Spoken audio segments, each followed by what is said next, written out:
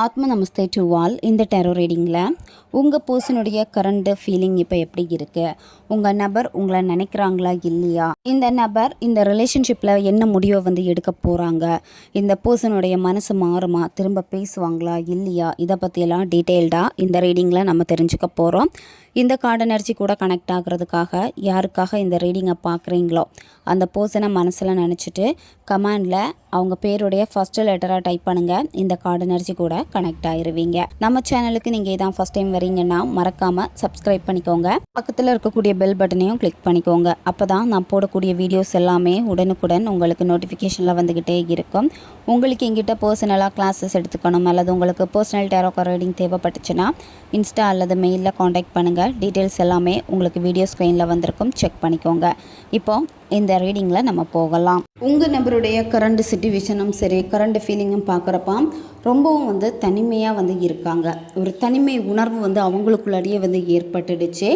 ரொம்ப நாள் அவங்க எதை பற்றியும் பெருசாக கவலைப்படாமல் இருந்திருப்பாங்க. ரொம்ப ஜாலியாக அவங்க ஃப்ரெண்ட்ஸ் கூட டைம் ஸ்பெண்ட் பண்ணுறதா இருக்கட்டும், அல்லது அந்த மூன்றாம் நபர் கூட டைம் ஸ்பெண்ட் பண்ணுறதா இருக்கட்டும், இந்த மாதிரி எதை பற்றியும் கவலைப்படாத ஒரு நபர், எதை பற்றியும் பெருசாக எடுத்துக்காத ஒரு நபர் இப்போ மிகப்பெரிய ஒரு ஏமாற்றத்தை சந்திச்சிருக்காங்க.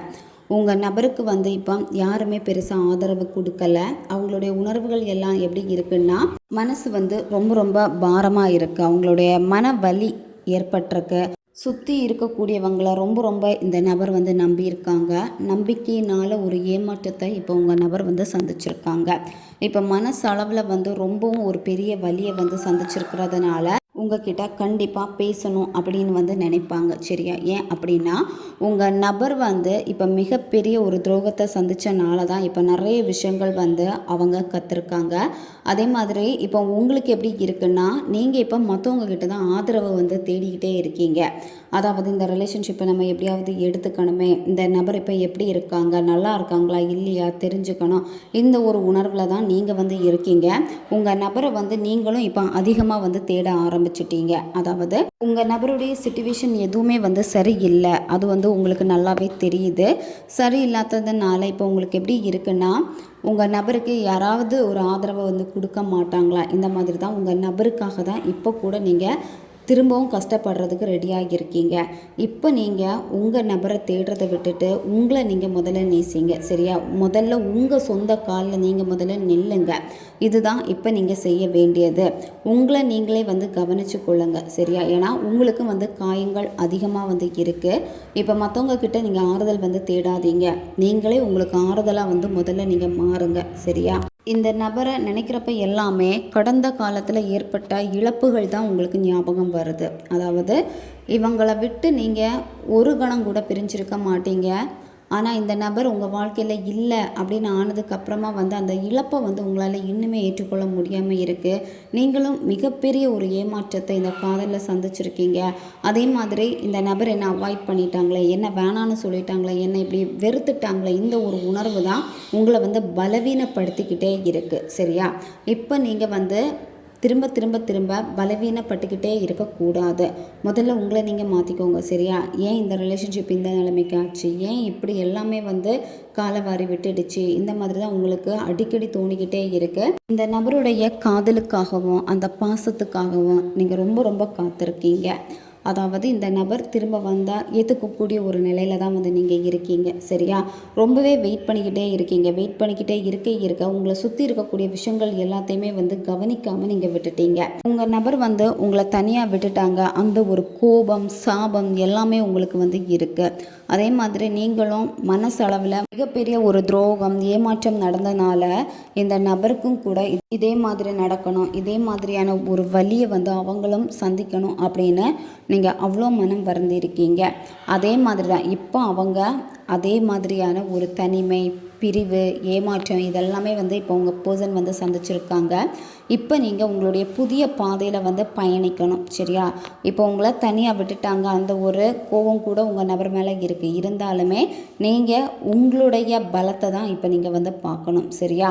இப்போ நீங்கள் உங்கள் நபர்கிட்டையே எப்போவுமே ஒட்டிக்கிட்டே இருக்கணும் அப்படின்னு நினைக்காதீங்க. அதாவது அவங்க பேசினா தான் எல்லா விஷயத்தையும் நான் செய்வேன் அப்படின்னு நீங்கள் நினைக்காதீங்க. உங்களுக்கு சுயமரியாதை வேணும். சரியா? சுயமரியாதையை விட்டு நிறைய விஷயங்கள் செஞ்சுட்டீங்க இந்த பர்சனுக்காக.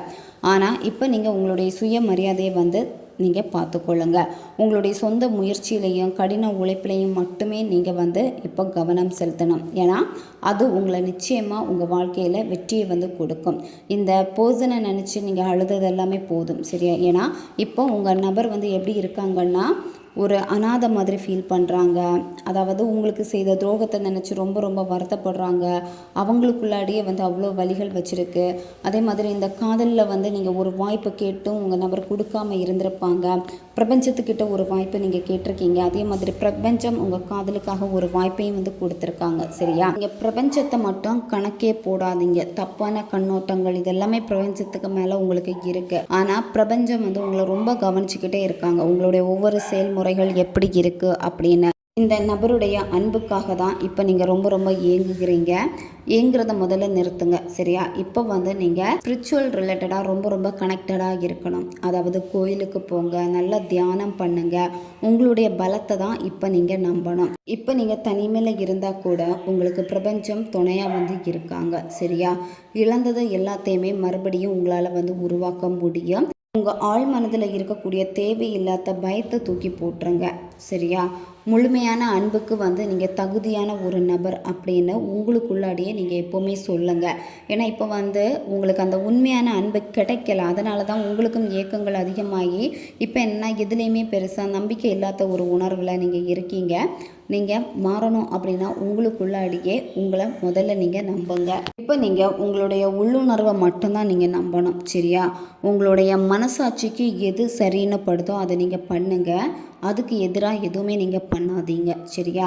மற்றவங்கள வந்து பழி வாங்கணும் இந்த உணர்வு எதுவுமே வந்து வேண்டாம், சரியா? துரோகம் செஞ்சவங்க இப்போ அதுக்கான வலியை அனுபவிக்கிறாங்க. பிரபஞ்சம் இப்போ உங்களுக்கு தான் சாதகமாக செயல்பட்டுக்கிட்டே இருக்காங்க. நீங்கள் என்ன நினச்சாலும் அது வந்து நடக்கும் அப்படின்னு முழுமையாக நீங்கள் வந்து நம்புங்க, சரியா? ஏன்னா நிறைய விஷயங்கள் இனிமேல் உங்களுக்கு வந்து ஒத்து போகிற மாதிரியே இனி வரும். கடந்த காலத்தில் இருந்து சில அனுபவங்கள் உங்களை இன்னும் உங்கள் வாழ்க்கையில் வந்து முன்னேற்றம் அடைய வைக்க போகுது. அதுக்கான நேரம்தான் இது.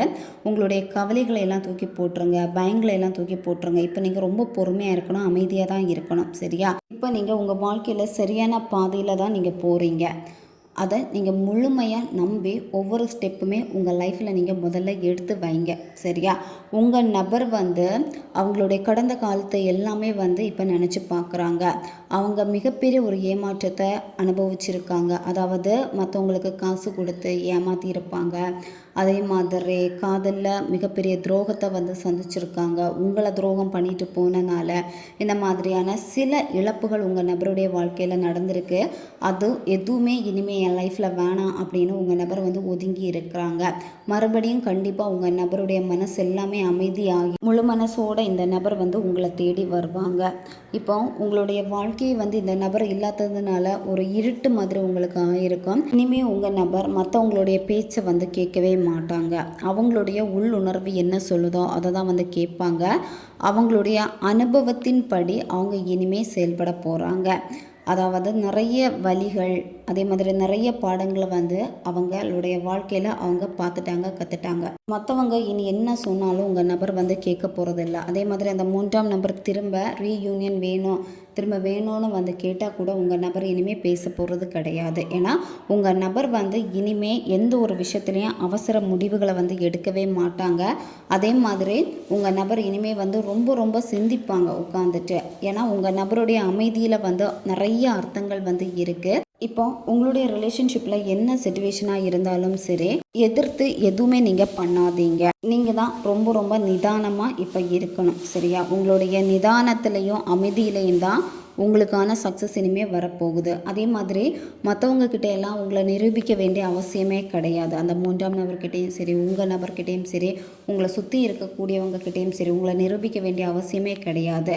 நீங்கள் எப்போவுமே நார்மலாக வந்து நீங்கள் இருங்க, சரியா? உங்கள் வாழ்க்கையில் நீங்கள் தொலைச்சது எல்லாத்தையுமே வந்து திரும்ப நீங்கள் எடுக்க வேண்டிய நேரம் உங்களுக்கு வந்துடுச்சு, சரியா? உங்களுடைய ரிலேஷன்ஷிப்பில் கூட எந்த விதமான வெளிச்சமும் நீங்கள் பார்த்துருக்க மாட்டீங்க. அதாவது எல்லாமே உங்களுக்கு நெகட்டிவாக தான் இருந்துக்கிட்டே இருந்திருக்கும்.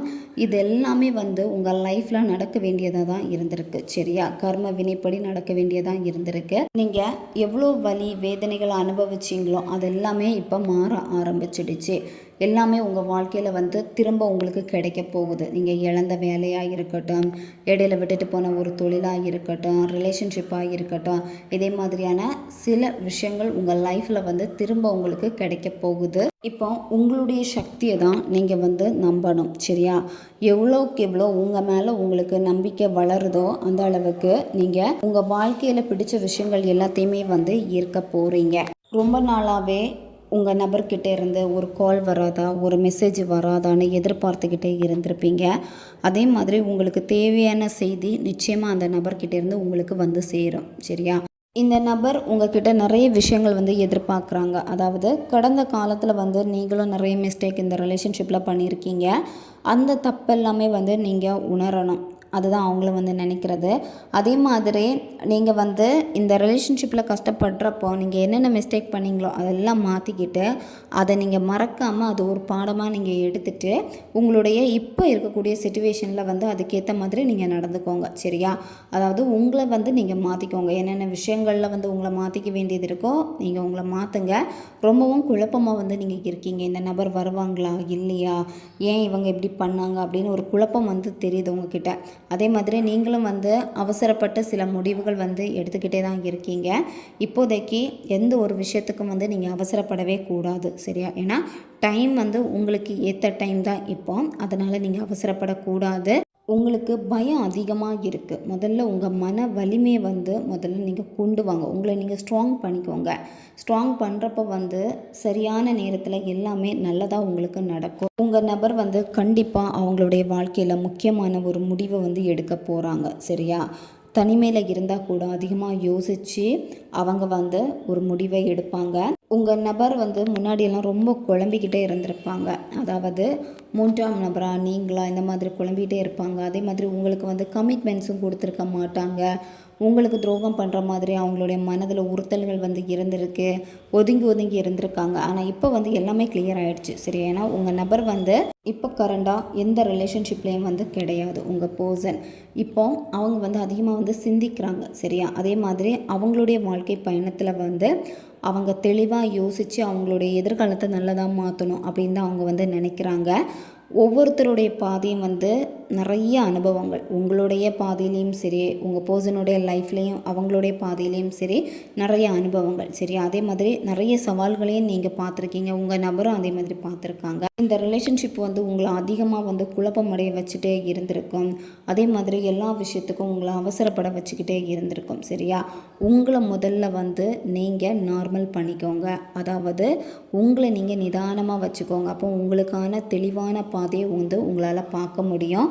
இந்த நபர் வந்து எடுக்கக்கூடிய முடிவு வந்து எந்த மாதிரி இருக்கும் அப்படின்னா உங்ககிட்ட தான் திரும்பி வருவாங்க. உங்கள் நபருக்கு வந்து இப்போ எந்த பாதையை நம்ம சூஸ் பண்ணுறது அப்படின்னு வந்து உங்கள் பர்சனுக்கு வந்து தெரிஞ்சிடுச்சு. சரியா?